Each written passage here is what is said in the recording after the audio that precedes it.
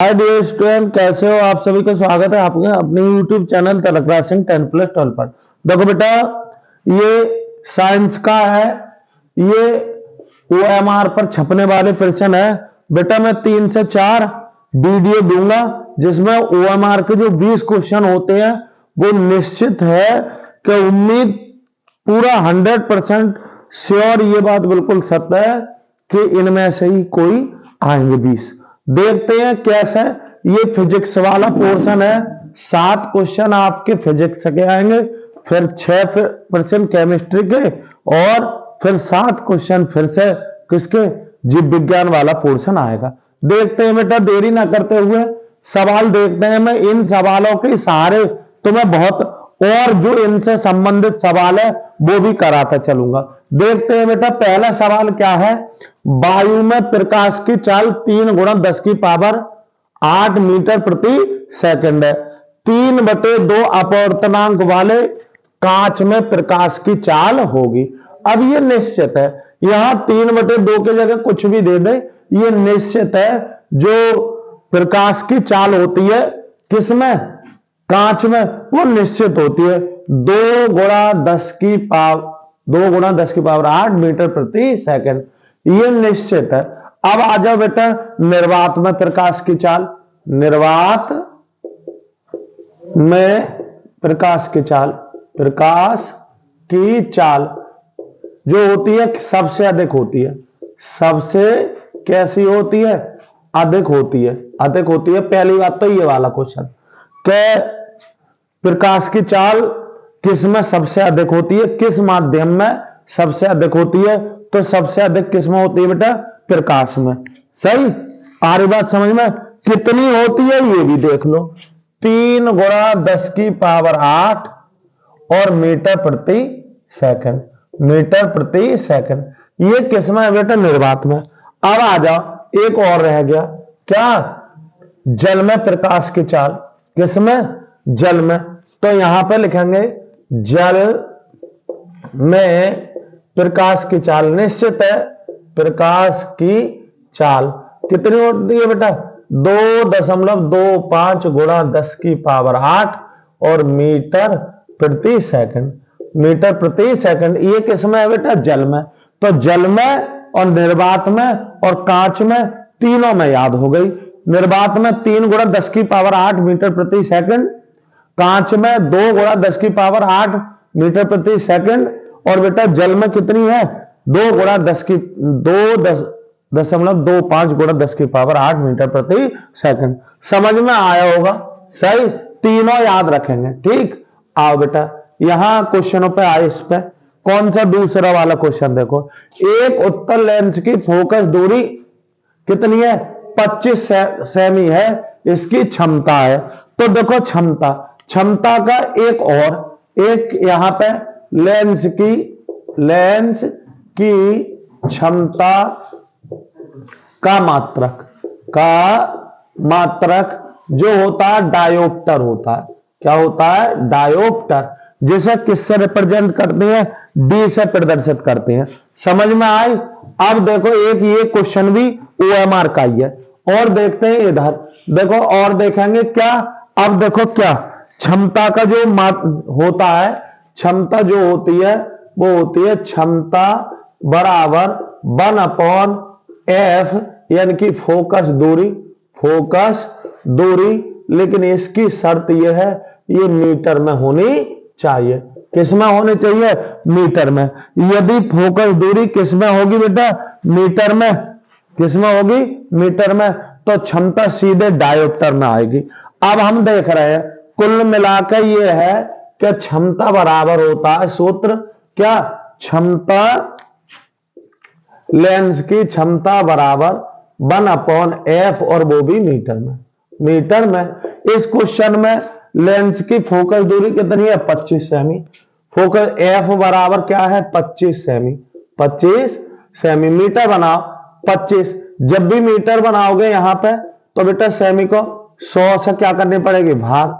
तो क्या करोगे बेटा, 1/4 होगी, 1/4।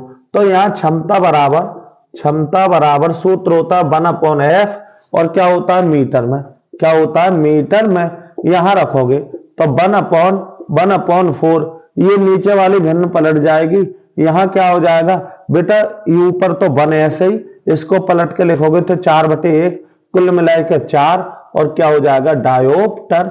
अब ये किसकी है बेटा, ये है आपकी उत्तल लेंस की, इसलिए यहां पे आगे किसके चिन्ह लगा दोगे, प्लस का। समझ में आई ना बात, समझ में। फोकस दूरी अगर पता है तो क्षमता पता है, और क्षमता पता है तो फोकस दूरी पता है। आप सब लोग जानते हो गए, उत्तल लेंस का है तो यहां पर प्लस लगाएंगे, और अवतल लेंस की है तो माइनस। समझ गए। इस प्रकार से इस क्वेश्चन का आंसर आ गया 4 डायोप्टर। अगला देखो बेटा, अगला देखते हैं यहां, अगला देखते हैं क्या सवाल है बेटा। अगला सवाल देखो क्या है, बिजली के घरेलू उपयोग के लिए 2.30 प्रति यूनिट है। ये यूनिट क्या है, ये यूनिट है बेटा किलोवाट घंटा। किलोवाट घंटा को ही क्या है, 1 किलोवाट घंटा को ही क्या बोलते हैं हम, यूनिट कहते हैं। क्या कहते हैं, यूनिट। तो बिजली के घरेलू उपयोग के लिए प्रति यूनिट है, ये यूनिट है, क्या है ये, 1 किलोवाट घंटा को ही क्या बोलते हैं, 1 यूनिट बोलते हैं। क्या बोलते हैं, 1 यूनिट। चलते हैं आगे बेटा, यहां से क्वेश्चन निश्चित ही इसका पूछा जाने वाला बहुत अच्छा क्वेश्चन है। देखते हैं क्वेश्चन क्या है। स्वस्थ मनुष्य के नेत्र का दूर बिंदु स्थित होता है। यदि कोई व्यक्ति स्वस्थ मनुष्य है तो उसका नेत्र का दूर बिंदु कहां होता है, तो इस पर 2 क्वेश्चन होते हैं, एक न्यूनतम दूरी और एक दूर बिंदु। तो स्वस्थ मनुष्य के लिए दूर बिंदु होता है इनफाइनाइट। इनफाइनाइट का मतलब है इसका आंसर हो गया अनंत पर। किस पर, अनंत पर। और निकटतम बिंदु होता है 25 सेमी दूरी पर। क्या है, स्पष्ट दृष्टि की न्यूनतम दूरी। स्पष्ट दृष्टि की न्यूनतम दूरी, न्यूनतम दूरी वो होती है आपकी 25 सेमी। इसके आंसर बेटा इसमें क्या है, ध्यान देंगे क्वेश्चन ऐसे ही आएगा। यहां निकट बिंदु का है तो इसका आंसर क्या हो जाता, 25 सेमी, और दूर बिंदु का है तो इसका हो गया अनंत। 2 क्वेश्चन है बेटा, दोनों में से एक छप जाता है। इसके स्पष्ट स्वस्थ मनुष्य के नेत्र का दूर बिंदु स्थित होता है तो वो होता है अनंत पर, और निकट बिंदु होता है 25 सेमी दूरी पर। यह स्पष्ट दृष्टि की न्यूनतम दूरी होती है 25 सेमी। समझ गए होगे, सही बेटा। क्वेश्चन नंबर 4 बिल्कुल क्लियर। बताओ कहीं कोई दिक्कत है, ना दिक्कत है तो चलो आगे। देखो ये मात्रक से संबंधित एक क्वेश्चन आएगा। प्रतिरोध का ऐसा ही मात्रक होता है। प्रतिरोध का जो मात्रक होता है वो होता है ओम। क्या होता है, ओम। प्रतिरोध का जो एसआई मात्रक है वो है ओम। इस तरीके से आपका क्वेश्चन नंबर हो गया, इसका 5 का आंसर हो गया डी। अब देखो ओम का नियम। ओम का नियम बेटा हाई स्कूल लेवल पे निश्चित आता है। या तो ओम का नियम आएगा या इसका क्या आएगा, प्रतिबंध आ जाएगा। सूत्र क्या होता है, बी बराबर आई आर। बी बराबर आई आर। तो बी अनुक्रमानुपाती आई, बी अनुक्रमानुपाती किसका होता है, आई का। यही क्या है, ओम का नियम है। इसी से आप परिभाषा दे सकते हो। तो कुल मिलाकर के ओम के नियम का प्रतिबंध है तो वो हो गया बी बराबर आई, और ये पूरा हो जाता है बी बराबर आई आर। बी बराबर आई आर। बी जानते हो आप क्या है, विभव है, और क्या है, आई धारा है, और आर क्या है, प्रतिरोध। बी बराबर क्या है, आई आर। बी विभवांतर है बेटा, आई तुम जानते हो धारा है, और ये है आर क्या है, प्रतिरोध। इसका बहुत मात्रक पूछा जाता है, किसका, धारा का। धारा आई का मात्रक, आई का मात्रक, और आई क्या है बेटा, धारा का मात्रक। धारा या विद्युत धारा, विद्युत धारा का मात्रक, धारा का मात्रक। तो विद्युत धारा का मात्रक होता है एम्पियर। क्या होता है, एम्पियर। आरी बात समझ में। विद्युत धारा को किससे मापा जाता है, विद्युत धारा को किससे मापा जाता है, विद्युत धारा को मापा जाता है। क्या करा जाता है? मापा जाता है, मापा जाता है। तो उस समय बताएंगे क्या? एमीटर। क्या है? एमीटर। सही है। विभवांतर वोल्टमीटर द्वारा, और विद्युत धारा को किससे मापते हैं? एमीटर द्वारा। सही। ये ध्यान देंगे, ये भी बहुत मात्रक इंपोर्टेंट है। विद्युत धारा का एम्पियर, और आवेश का कूलाम, और ओम जो आपका प्रतिरोध है उसका मात्रक क्या है? ओम। ठीक है। चलो, ओम का नियम हो गया बी बराबर आई आर। इस पर न्यूमेरिकल भी आ जाता है, समझ गए? ठीक है, आ जाओ आगे। क्या कह रहे हैं? बहुत देखो बेटा, दो सवाल तो हाई स्कूल में छपते हैं, ये दूसरे के तरह और ये सात के तरह। ठीक है। क्या है बेटा ये? देखो सात में क्या है? 20 सेंटीमीटर वक्रता त्रिज्या वाले अवतल दर्पण की फोकस दूरी है।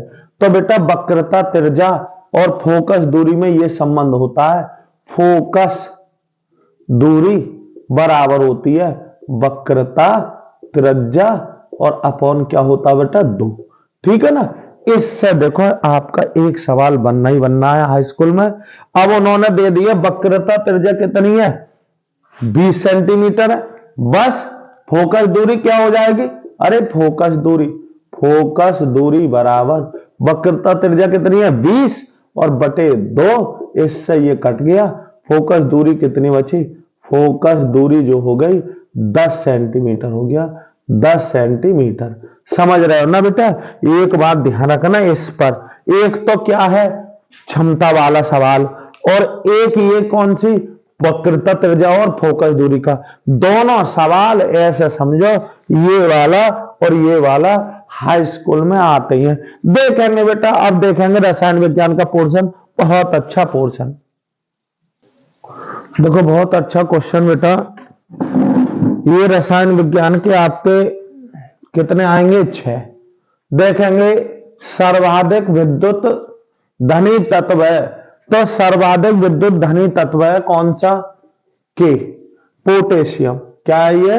पोटेशियम है, सर्वाधिक विद्युत धनी तत्व के नाम से जाना जाता है। अब देखो यही क्वेश्चन एक और, सर्वाधिक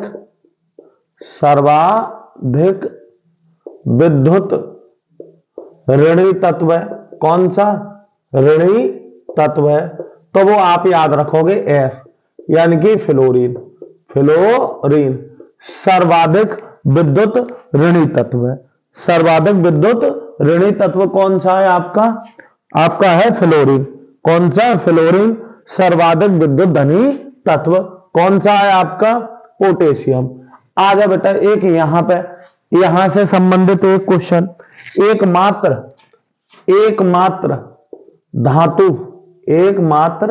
धातु जो द्रव अवस्था में पाई जाती है, द्रव अवस्था में पाई जाती है कौन सी है बेटा? Hg, यानी कि मरकरी। क्या है? मरकरी। या इसी को बोलते हैं हम पारा। पारा एक ऐसी धातु है, केवल एक ऐसी धातु है जो द्रव अवस्था में पाई जाती है। आगे बेटा देखो एक और क्वेश्चन है। देखो यहां एक और क्वेश्चन बहुत बेहतरीन है। कौन सी है धातु है जो द्रव अवस्था में पाई जाती है? एकमात्र धातु जो द्रव अवस्था में पाई जाती है। यहां लिखेंगे ब्रोमीन। क्या है? ब्रोमीन, यानी कि Br2। ये ब्रोमीन कौन सी है? एकमात्र ऐसी है धातु है जो क्या है? द्रव अवस्था में पाई जाती है। आ रही बात समझ में? देखो एकमात्र धातु जिसमें चमक होती है, जिसमें धात्विक चमक होती है। एक धातु जिसमें धात्विक चमक होती है, कौन सी होती है? धात्विक चमक होती है। लिख दोगे यहां आयोडीन। क्या है? आयोडीन में क्या होती है? धात्विक चमक होती है। धात्विक एक चमक होती है। ठीक है ना। एक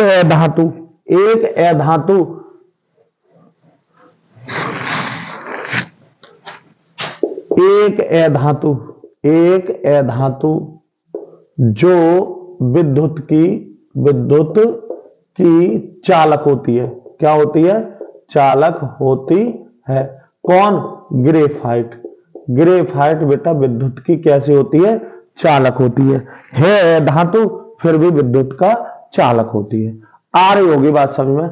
चलते हैं बेटा। देखो अब आ जाओ, ये क्वेश्चन बहुत बार पूछा गया है। कौन सा? अम्लीय ऑक्साइड है।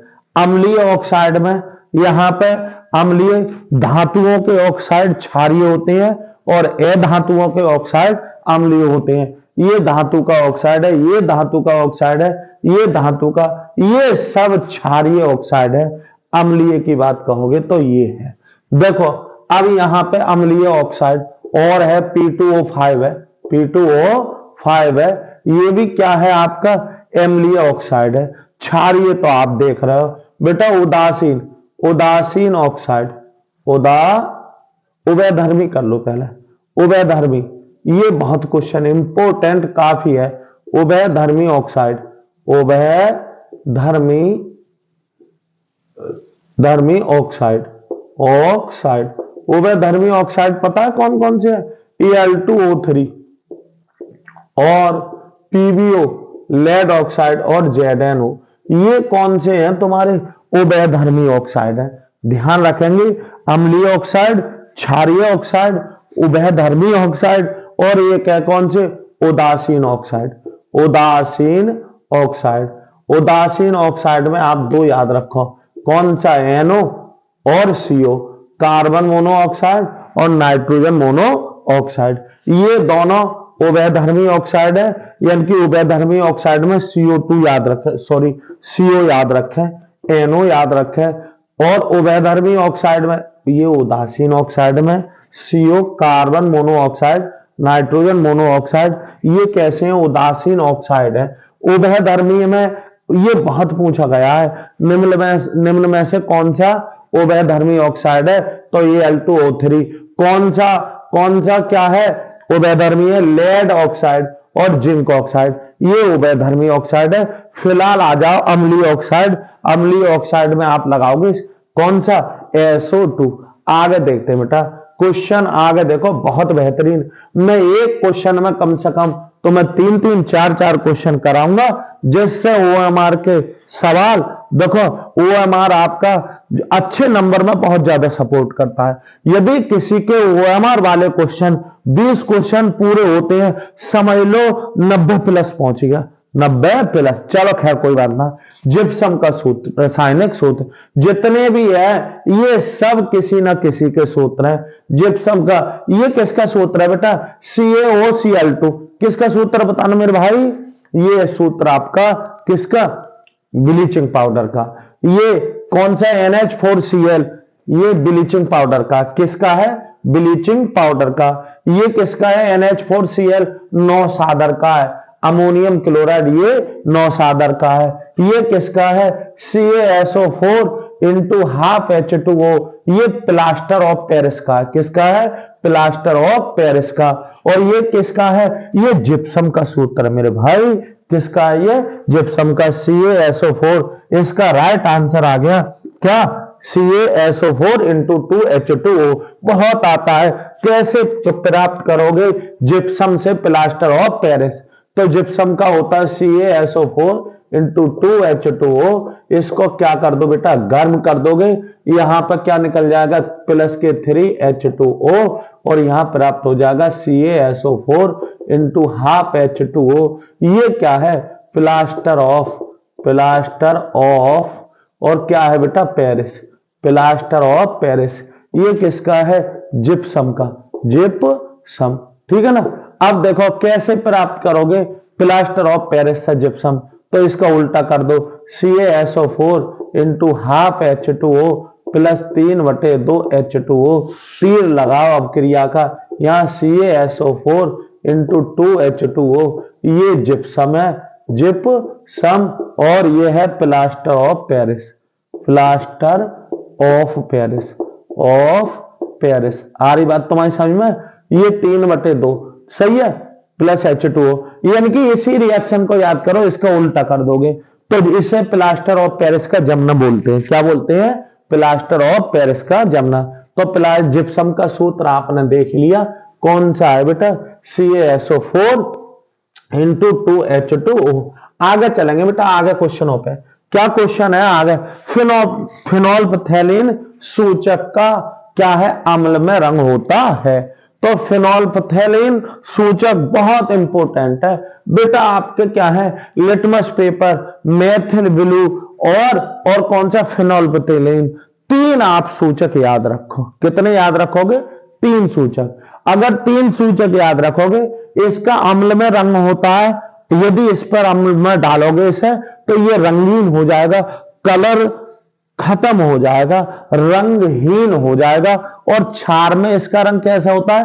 क्षार में फिनोल्फथैलीन का क्षार में रंग होता है गुलाबी। तो फिलहाल फिनोल्फथैलीन सूचक का अम्ल में रंग होता है, तुरंत कह दो ये रंगहीन हो जाता है, कोई कलर नहीं रहता है। ठीक, आ रही बात समझ में? और लिटमस पेपर का अम्ल में रंग लाल और क्षार में कैसा होता है? क्षार में होता है नीला। लिटमस पेपर का अम्ल में जो रंग होता है वो कैसा होता है? लाल, और क्षार में हो जाता है नीला।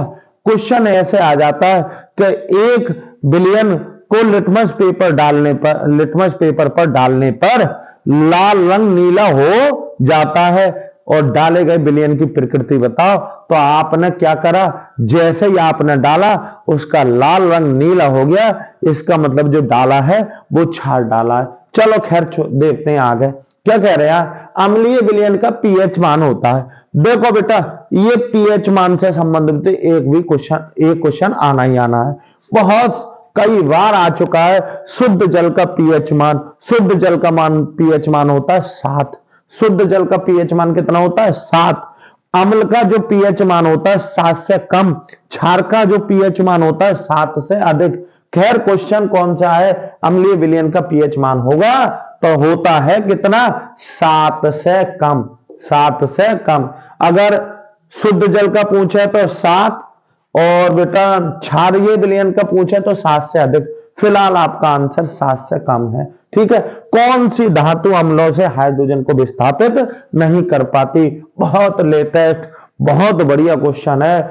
नीचे 5 धातु हैं, हाइड्रोजन से नीचे कितनी धातु है? 5। CO, Hg, Ag, Pt, Au। देखो बेटा, CO सब जानते हो, कॉपर। क्या है ये? कॉपर, या इसको बोलते हैं तांबा। क्या बोला है? तांबा। ठीक है, तांबा। ये मरकरी या इसको बोलते हैं पारा। क्या बोलते हैं? पारा। इसको बोलते हैं सिल्वर या चांदी, या क्या बोले? चांदी का सूत्र ये प्लेटिनम, या इसको बोलते हैं सफेद सोना, या इसको बोलते हैं क्या? सफेद सोना। ये क्या है बेटा? सोना। यह है गोल्ड, या क्या है बेटा? गोल्ड। देखो ये पांचों धातुएं हाइड्रोजन को विस्थापित नहीं कर पाती हैं अम्लों से हाइड्रोजन को विस्थापित नहीं कर पाती हैं। कौन सी? CuHg Ag Pt Au। CuHg Ag Pt Au। Answer कौन सा आ गया बेटा? इसमें कौन सी धातु अम्लों से हाइड्रोजन को विस्थापित नहीं कर पाती? आंसर लगाओगे कॉपर या तांबा, कुछ भी हो, कॉपर या तांबा। देखो बायोलॉजी के कितने बढ़िया क्वेश्चन कराऊंगा, देखते रहेंगे। वीडियो को लास्ट तक देखो, बहुत ज्यादा।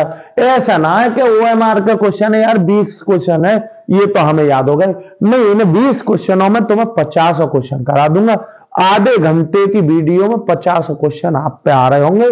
जब आएंगे तो बेटा बहुत जल्दी टिक लगाओगे। देखते हैं आगे। देखो बेटा, बायोलॉजी के ये क्वेश्चन, और इस तरीके से आपके कितने क्वेश्चन हो जाता है? 20। OMR पे 20 आएंगे, आपको पता ही होगा। चलो देखते हैं सवाल। खनिज लवणों का अवशोषण होता है।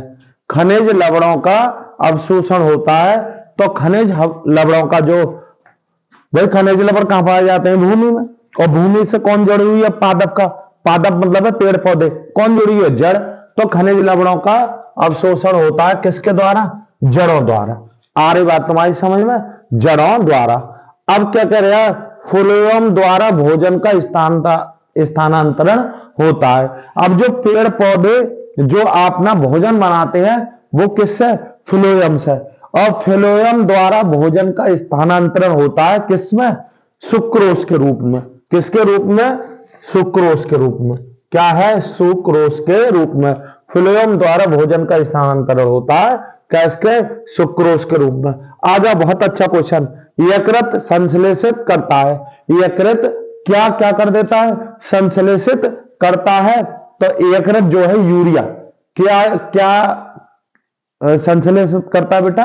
यूरिया। यकृत संश्लेषित करता है क्या? यूरिया। आगे देखेंगे बेटा क्या ये है? पित्तरस का निर्माण होता है। ये बहुत बच्चे इस क्वेश्चन को क्या करते हैं? गलत करते हैं, जबकि ये क्वेश्चन, इसमें दो तरीके के क्वेश्चन है। क्या पित्तरस का निर्माण कहां होता है और पित्तरस इकट्ठा कहां होता है? इकट्ठा। तो हम देखते हैं कि जो पित्तरस का जो निर्माण होता है वो बेटा यकृत में होता है। कहां होता है? पित्तरस का जो निर्माण होता है वो कहां होता है? यकृत में होता है। कहां? यकृत में हो जाता है किसका?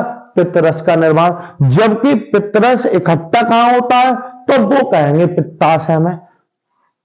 पित्तरस इकट्ठा कहां होता है? कहां इकट्ठा होता है? तब हम कहेंगे पित्ताशय। लेकिन ये क्या है? पित्तरस का निर्माण कहां होता है? तो उस समय कहेंगे यकृत में। समझ गए? पित्तरस इकट्ठा कहां होता है? पित्ताशय में। पित्तरस का निर्माण कहां होता है? यकृत में। समझ गए? अब देखो कह रहा है निम्नलिखित में से कौन सा पादप हार्मोन है? जो पेड़ पौधों का हार्मोन है वो कौन सा है? तो यहां पे बैठेंगे क्या है ये? इंसुलिन है। क्या है? इंसुलिन एक पेड़ पौधों से प्राप्त होने वाला एक क्या है? हार्मोन है। कौन सा? इंसुलिन। क्या है? इंसुलिन। इंसुलिन की यदि मानव बॉडी में क्या हो जाती है? कमी हो जाती है तो व्यक्ति को क्या है? मधुमेह रोग हो जाता है, जिसे डायबिटीज बोलते हैं। क्या बोलते हैं? डायबिटीज। डायबिटीज क्या है? डायबिटीज एक ऐसा रोग है जिसमें व्यक्ति के शरीर में क्या हो? इंसुलिन की कमी हो जाती है। चलो देखो क्या कह रहा है अगला। निषेचन के बाद फल का निर्माण होता है। निषेचन के बाद फल का जो निर्माण होता है वो कहां होता है? तो उस समय हम बताएंगे कहां पर होता है बेटा? अंडाशय में। कहां? इसका आंसर हो जाएगा अंडाशय में। जो निषेचन के बाद जो फल का निर्माण होता है कहां होता है? अंडाशय में। आगे देखो अगला क्वेश्चन, बहुत बेहतरीन क्वेश्चन। देखते हैं क्वेश्चन क्या है। पौधों में प्रकाश संश्लेषण द्वारा भोजन का निर्माण होता है। तो पौधे जो अपना पेड़ पौधे जो अपना भोजन बनाते हैं प्रकाश संश्लेषण की क्रिया द्वारा, उसमें क्या होता है? कहां? ये प्रकाश संश्लेषण भोजन का निर्माण होता है किसके द्वारा? बेटा यहां पत्तियों से। क्या है? पत्तियों में। क्या है? पत्तियों में। आ रही बात समझ में? प्रकाश संश्लेषण की क्रिया में जो होती है क्या क्या क्या होता है? वायुमंडल से कार्बन डाइऑक्साइड और जड़ से क्या लेते हैं? जल। तो क्या बन जाता है? ग्लूकोज और ऑक्सीजन और प्लस एनर्जी प्राप्त हो जाती है। क्या होती है? एनर्जी। आ रही बात तुम्हारी समझ में? ये प्रकाश संश्लेषण में द्वारा भोजन का जो निर्माण होता है वो कहां होता है? पत्तियों में। ठीक है, देख रहे हो बेटा इस क्वेश्चन इस वीडियो के माध्यम से मैंने ये अगर आप नंबर गिनोगे तो 20 क्वेश्चन कराए हैं, बल्कि जबकि इसमें मैंने 30 से 35 और हालांकि मुझे ऐसा लग रहा है कि मैंने 40 क्वेश्चन बता दिए। अगर आप इस वीडियो को देख लोगे तो लगभग आपके 30 से 35 क्वेश्चन निश्चित कंप्लीट हो गए होंगे और OMR भरने में ये बहुत मदद करेंगे। देखते रहेंगे अगली वीडियो जैसे ही ऐसे ही सेम इसकी आएगी और सेम इसकी आएगी। आप जरूर देखें और पूरे वीडियो देखें। जब तक के लिए धन्यवाद। फिर मिलते हैं अगली वीडियो में।